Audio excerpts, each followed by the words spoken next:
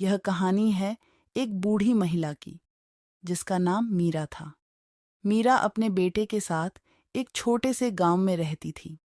वह अपने बेटे को बहुत प्यार करती थी और उसकी जीवन की सबसे बड़ी खुशी उसकी बेटा था। मीरा का बेटा बहुत मेहनती था।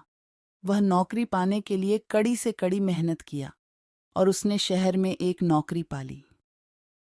वह घर के लिए पैसे भी भेजता था, लेकिन उसके पास समय की बहुत कमी हो जाती थी। उसके पास समय नहीं था कि वो मीरा को अपने पास ले जाकर एक साथ रह सके। मीरा खुद अकेली रहती थी और उसका स्वास्थ्य दिन प्रतिदिन कमजोर हो रहा था। उनके साथ कोई नहीं था। उनके स्वास्थ्य को देखभाल करने के लिए एक दिन मीरा को बहुत तेज बुखार हुआ और उसके पूरे शरीर में तेज दर्द होने लगा और मीरा आपातकालीन स्थिति में थी और उसके बेटे को घर से बाहर होने के कारण वह किसी सहायता के लिए भी नहीं जा सकता था।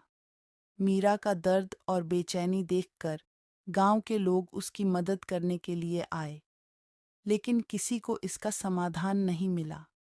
वहां तक कि गांव के वैद्य ने भी इसे नहीं ठीक कर सके। मीरा दिन रात दर्द में रोती और मीरा की हालत लगातार बिगड़ रही थी। रोज रात भर उसे नींद नहीं आती थी और दर्द के चलते उसका दिनचर्या भी प्रभावित हो रहा था। मीरा की हालात बिल्कुल बिगड़ गई थी और वह अपने बेटे को भी परेशान नहीं करना चाहती थी। एक दिन आर्यन नाम का एक जवान लड़का मीरा के घर की ओर देखा और उसे परेशान देखकर उसके पास गया और उसका दिल मीरा के लिए तरस रहा था। उसने मीरा से पूछा, दादी जी, आपको क्या हो रहा है? आप अपनी बेटा समझकर आप अपनी हर दर्द को मुझसे बता सकती है। मैं आपकी मदद करूंगा। मीरा ने आर्यन की ओर देखते हुए उसे बताया, बेटा, मेरे शरीर में बहुत दर्द हो रहा है। मैं रात भर सो नहीं पाती हूँ और इस दर्द से बहुत परेशान हूँ।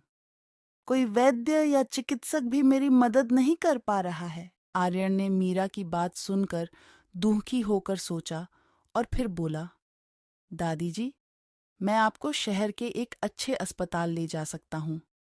वहाँ डॉक्टर आपकी देखभाल करेंगे और आपको ठीक करने की कोशिश करेंगे। मीरा ने अस्पताल में अपने आसपास के लोगों से भी दोस्ती की। उन्होंने अपनी मदद के लिए उनकी सहायता को स्वीकार किया और अपने दर्द की कहानी सभी के साथ साझा की। मीरा की कहानी सुनकर लोगों का दिल दुखी हो गया और वे सभी एक साथ मिलकर उसकी मदद करने के लिए एकत्रित हुए। वे मीरा के घर पर आए और उसे स्वागत किया। समुदाय के लोगों ने अपने योग्यता अनुसार रोजगार प्रदान किया, उसके लिए खाने पीने की व्यवस्था की और मीरा की देखभाल की। मीरा को यह अनुभव हुआ कि सच्ची मदद और समर्पण की शक्ति कितनी अद्भुत होती है।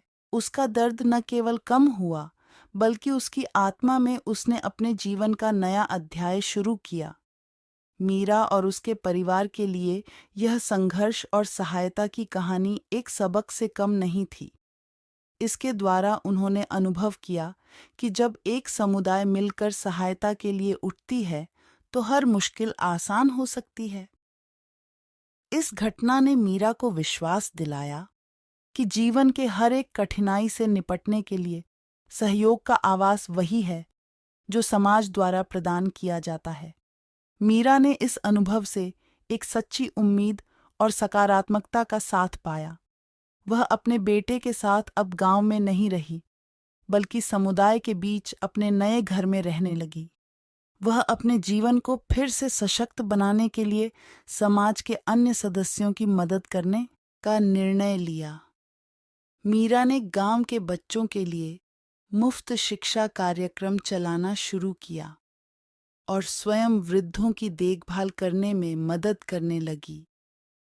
उसने समाज में सभी को जोड़कर सामूहिक सेवा की शुरुआत की, जिससे लोगों में जागरूकता और सामाजिक उत्थान की भावना उत्पन्न होने लगी। मीरा की कहानी उदाहरण स्थापित करती है कि हमारी समाजशास्त्रीय उम्र में बूढ़े माताओं और पिताओं को भी मान्यता देनी चाहिए। उनका योगदान और उनकी अनुभव से भरी जीवन कहानियाँ हमें अद्वितीय सीख सकती हैं। मीरा की समाज सेवा ने आसपास के लोगों में एक सामाजिक बदलाव का संकेत दिया। मीरा अब एक समाज सेविका के रूप में प्रसिद्ध हो गई थी। उसकी सहायता से गांव में शिक्षा का स्तर सुधारा गया, स्वास्थ्य सुविधाएं बेहतर बनाई गईं और वृद्धाश्रमों में उच्च गुणवत्ता की देखभाल हुई। मीरा अपने नए जीवन का आनंद उठा रही थी। उसकी समाज में स्थानिकता और महत्व बढ़ गया था। वह न केवल अपने बेटे के लिए एक मार्गदर्शक बनी, बल्कि गांव के हर व्यक्ति के लिए भी आदर्श बन गई।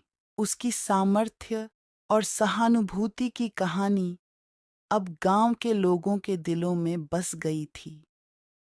मीरा ने यह साबित कर दिया कि उम्र न केवल व्यक्ति के शरीर की स्थिति का प्रतीक है, बल्कि उसकी अनुभव से प्राप्त ज्ञान, समर्पण और दृढ़ता भी है।